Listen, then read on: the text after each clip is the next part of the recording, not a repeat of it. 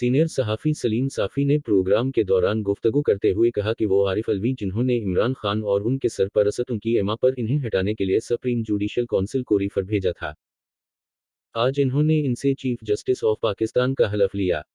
इन्होंने कहा कि हलफ बर्दारी की तकरीब के बाद देर तक deputy general inter services intelligence और आर्मी चीफ की मौजूदगी खुशगवार हैरत का बायस बनी। प्रोग्राम में गुफ्तगू करते हुए भी टेलीविजन के सहाफ़ी अबद अलक़य्यूम सिद्दीकी ने कहा कि काजी फ़ाइज़ ईसा का चीफ जस्टिस बना वाक़िता एक मुजज़ा है।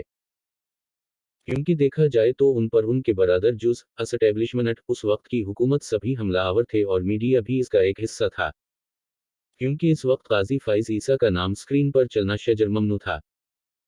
लेकिन आज के जो लम्हात और मनाजिर मैंने ऐवान सदर में देखे और जिसको कहते हैं आंखों के अंदर बस जाने वाला, तो वो मंजर मैंने देखा जो मेरी आंख में बस गया है।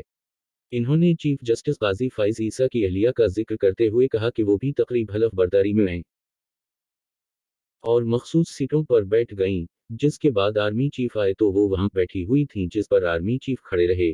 ख्याल किया जाता है कि उनको कुछ गलत फहमी हुई थी, ताहम बाद अज़ां चीफ जस्टिस की अहलिया को बताया गया कि आपकी नशस्त आगे है, जिस पर वो आगे की तरफ आए।